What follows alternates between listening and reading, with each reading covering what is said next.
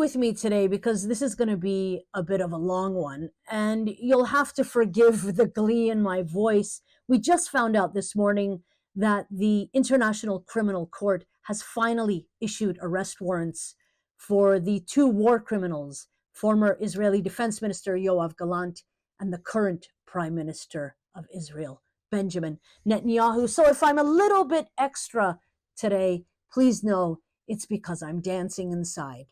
Now, on to the Gillers. The Giller Prize was awarded on Monday this week to Anne Michaels. Now, for more than a year, the Giller has been embroiled in controversy for its funding sources, mainly Scotiabank, who directly invests in Israeli arms manufacturer Elbit Systems. Now, you may remember this moment from last year's Gillers. And thank you.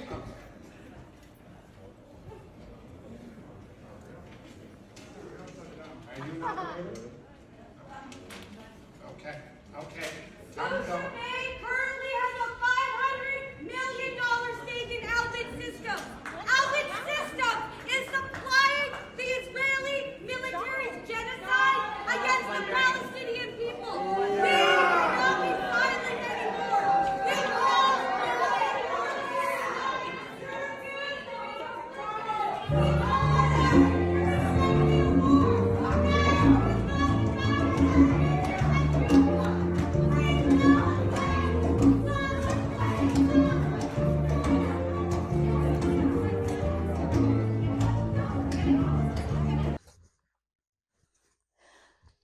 Now, a lot has happened and changed since that ceremony last year. CBC, for one, did not air a live event. They recorded it and broadcast it later because you never know who might show up and disturb that surf and turf you're about to eat. And numerous authors have pulled their books from the prize. Many have boycotted the Giller and have been asking for Giller to cut ties with agencies profiting off the bodies of dead Palestinians. Groups like No Arms in the Arts, Writers Against the War on Gaza, and CanLit Response have all been very clear in their demands. Here's what writer Noor Naga had to say. We refuse to let our work distract for even a second from the filthy business of war. To use language that will be familiar to a bank, it's not worth it. We won't be bought, she says. There isn't a book or a film or painting here that is worth the slaughter of a single civilian there. Canadian novelist and poet Shawnee Mutu, who was twice shortlisted for the Giller Prize, wrote in the Toronto Star, I would wager that were the Giller to say to Scotia, thanks, but no thanks, the prize would gain yet another angle of prestige. The Giller, of course, would have to rein itself in and go back to being about books rather than affirming the hollow glamour of glitzy ceremonies built on the top of dead bodies. So how did the Giller Prize and the Rabinovitches respond to this groundswell of pushback on their involvement with Scotiabank? Well, a piece in the Walrus pointed out some pretty nasty stuff. Sarah Bernstein, the 2023 winner, says she was preparing to be interviewed for an online Giller Club session and that organizers warned her that any audience questions about Gaza or the protest would be edited out. Bernstein dropped out of the interview in protest, and that event was officially postponed and never rescheduled. Scotiabank is the largest foreign shareholder in Elbit Systems, $500 million. But in March of this year, it divested half its stock in Elbit, reducing the value of its shares from $500 million to $237.6 million. Now, Scotia denied that the protests and the pushback had anything to do with that. A couple weeks ago, Elana Rabinovitch, who is the executive director of the Giller Prize, named in honor of her mom, Doris Giller, gave an interview to Toronto Life. You cannot achieve peace in the Middle East by destroying a literary arts organization, she said. Elana took to playing the victim, and that seems like something a lot of people like to do around this issue, but I'm going to come back to that.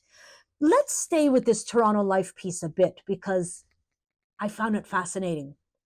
I've highlighted this section of the interview because I think it speaks to a wider erasure that happens a lot. The interviewer for Toronto Life asks Rabinovitch about why the Giller has not taken a position on Israel-Palestine. And here's what Elana says. Let me read this. We are a literary foundation that celebrates excellence in Canadian fiction. And now I'm being asked by many writers to change that and to make the awards into something that they're not. I think what I find disturbing about the protests is that there's a kind of authoritarianism to it, an insistence on making statements and picking sides. Now listen to this. The Giller Foundation wasn't asked to take a side in the climate debate or the fallout from 9/11. I haven't been asked as a woman to comment on the very valid concerns of the Me Too movement.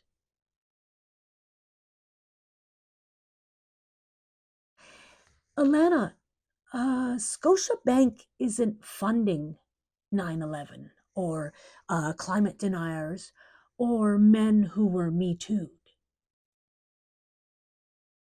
There is a complete eliding here of Israel's crime and Scotiabank's profiteering and Giller's art washing of Scotiabank's profiteering. This response is absolute nonsense.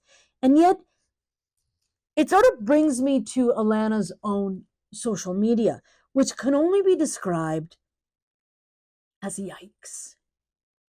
Let's read some of Elana's social media posts and responses to people about Israel-Palestine. Here's a quote from Elana Rabinovitch.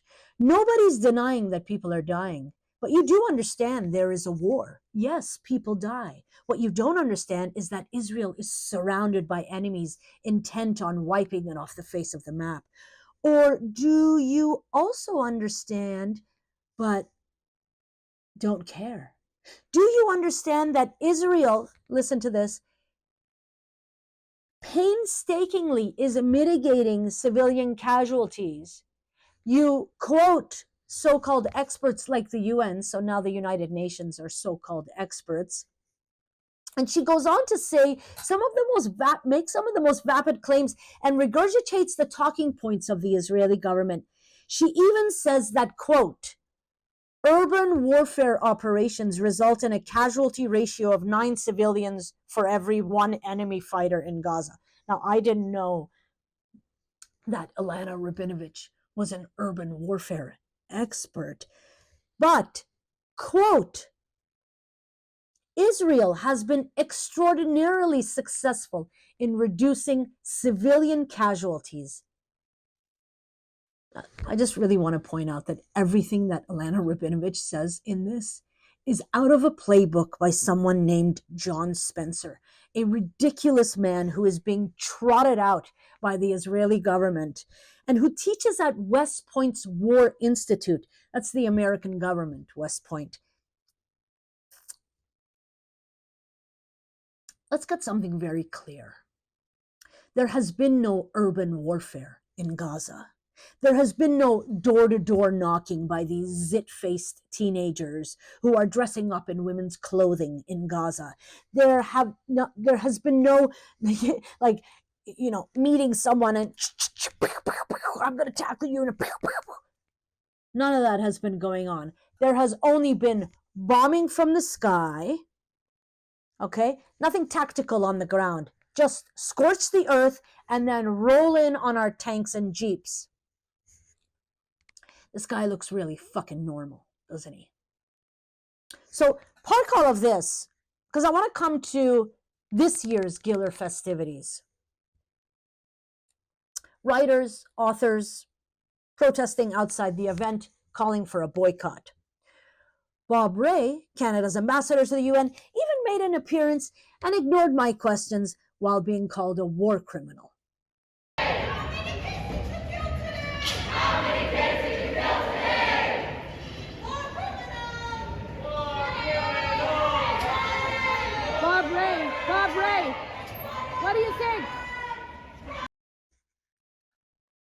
Another interesting thing that happened was that writer Ian Williams walked outside of the event and just faced the boycotters in a weird, strange, mute standoff. He was outside for less than 3 minutes. I documented him the entire time. Less than 3 minutes, but he gave this interview to Elamine, host of Commotion at CBC. You were the only person that I saw who said, can we take a moment and go talk to the protesters outside? And so you stepped outside of the Giller Gala. What was that conversation like? What did you hear when you went outside? It was really moving, Elamine, right? It was really moving to see the small sort of group of writers out there and friends there. Yeah. Kind of small chant erupted, like, join us, join us, join us. And I was like, I don't respond to that, right? And when I did go back in, the chant went back to shame, shame, shame. It hurts particularly from your own community, right?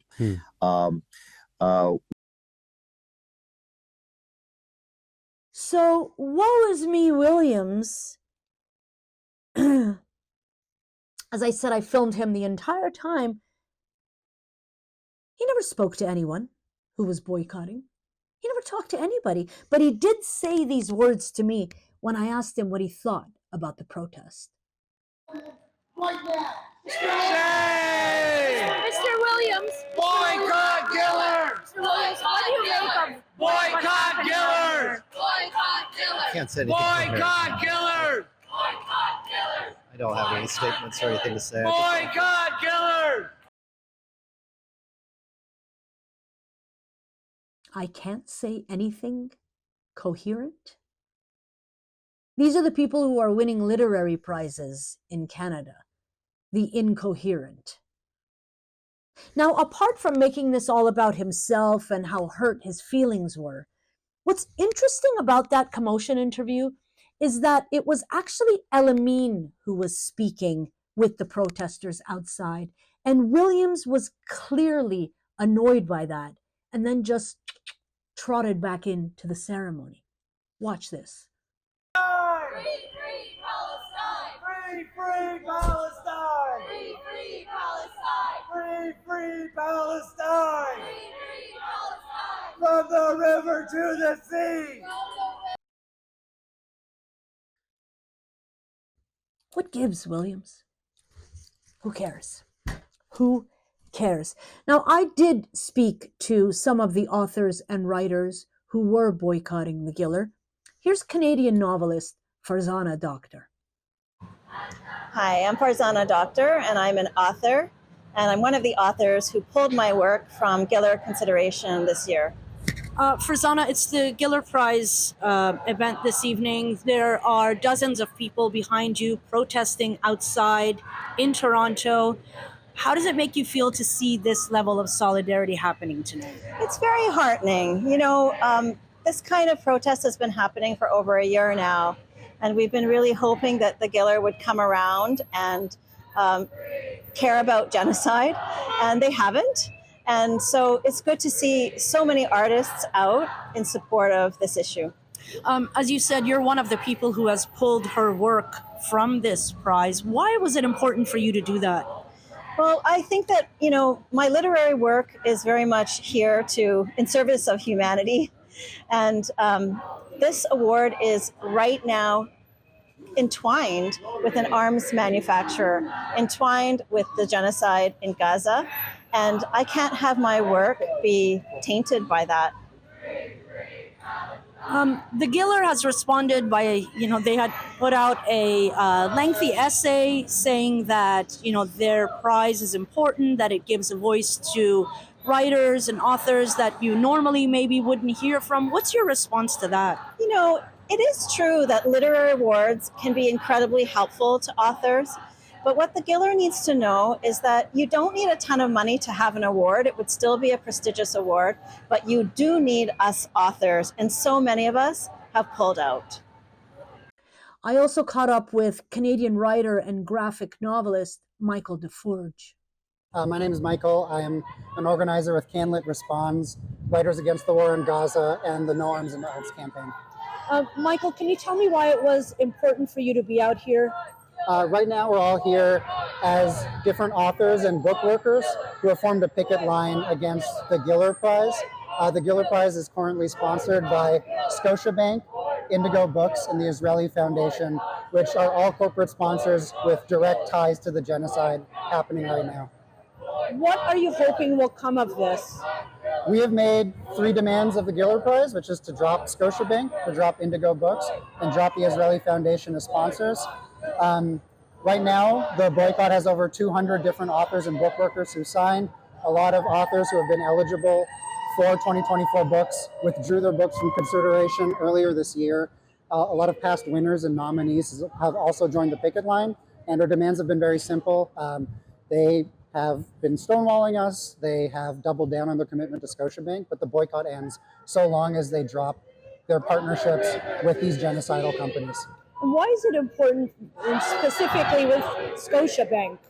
Scotiabank retains an investment in the Israeli arms manufacturer Elbit Systems.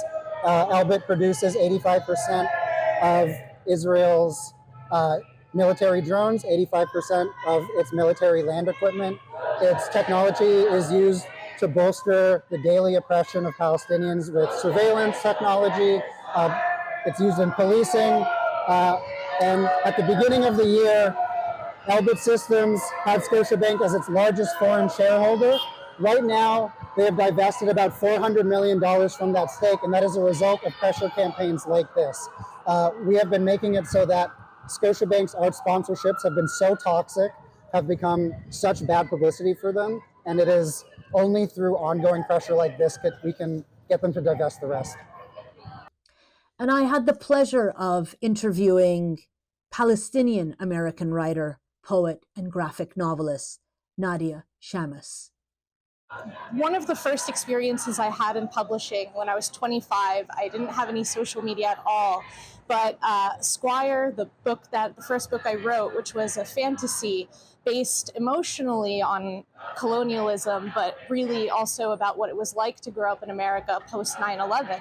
And the first response that we got was a real fear that if they took on this book with me on the project, along with my co-creator, who's Jordanian, that it would appear that they were taking a side just by hiring me. And I ended up speaking on the phone to editors for hours and hours and talking about, we had pushback on even using Arabic as a language in the book because Arabic was considered too political. And the truth is that what that taught me is that in the arts, in this institution, I will not have a chance I don't even have to open my mouth before there is going to be suspicion of me as a Palestinian. So in that case, there's no reason for me to hold anything back. In that regard, as a person with such a difficult childhood, books was the thing that made me feel like a human. It made me feel real. It gave words to things that I couldn't understand. And yet, my Palestinianness cannot be understood. It can't even be represented without conditions and so much built upon dehumanization. And I feel like if I wrote those books, I write my books for Palestinian kids, and my book getting any kind of award recognition did not save them. I would do anything to bring them back. I would take my book out of existence, but I can't do that. So this is the only other thing I can do, is to make sure that I support my people, that I keep speaking my truth, that I put my foot down and say Palestinians exist, and we have a right to story and empathy as much as anyone else. At one point in the evening, the protesters moved across the street from the venue and held their own red carpet, facing the Giller, and speaking the words of writers who refuse to have their words used to whitewash a genocide.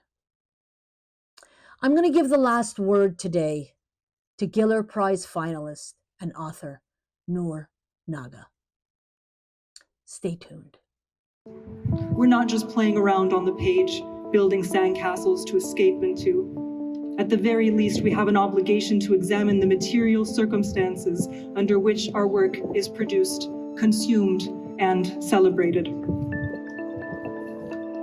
It is through this dual citizenship that we gather tonight to protest the art washing of the ongoing Palestinian genocide through the largest prize for fiction in Canada, the Giller, currently holding an award ceremony across the street. When we say that this $100,000 prize is sponsored by Scotiabank, and that Scotiabank has a $112 million stake in Elbit Systems, more than 60 times bigger than its nearest Canadian rival, this is not a metaphor. We are talking about real money. When we say that Elbit Systems is the primary provider of the Israeli military's land-based equipment and unmanned aerial vehicles, this is not a metaphor. We are talking about real weapons. When we say that the Israeli state has killed so many thousands in Gaza that the estimated death toll ranges from 43,000 to 186,000 to 335,000, this is not a metaphor. We are talking about real lives. When we say that close to 70% of Gaza's civilian casualties have been women and children, with most of the dead between the ages of 5 and 9 years old, this is not a metaphor. It takes no stretch of the imagination to understand how Scotiabank benefits from attaching itself so loudly, so proudly, and with so much fanfare to literature instead of the arms supplier of a genocidal military.